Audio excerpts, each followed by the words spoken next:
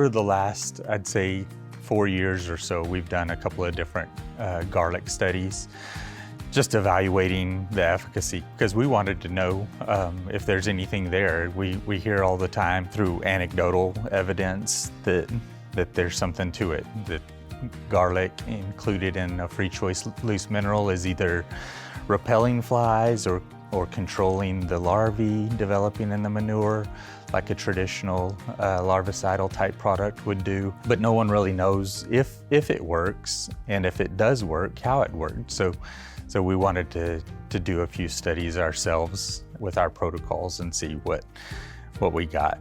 And the first one was done in Louisiana and didn't see any effect. In fact, at the end of the study, I think there were higher number of horn flies in the garlic treated group than the control group.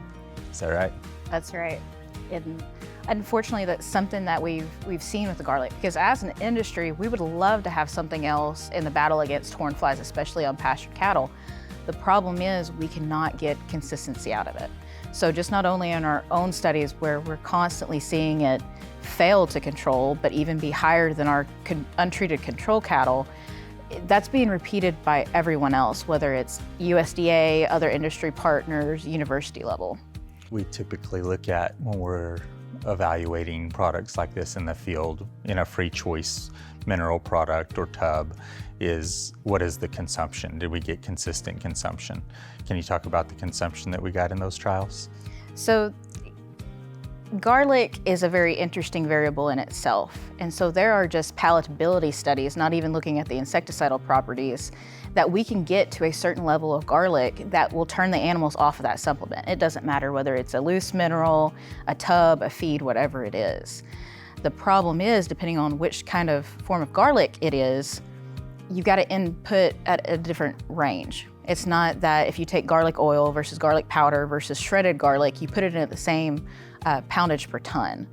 And so what we see, and see it quite often in garlic products, is we'll have very variable intake. And if you don't have consistent intake, then you're not going to get the control for anything. It's hard when we're out talking to producers and they talk to us or ask us about garlic in free choice loose mineral.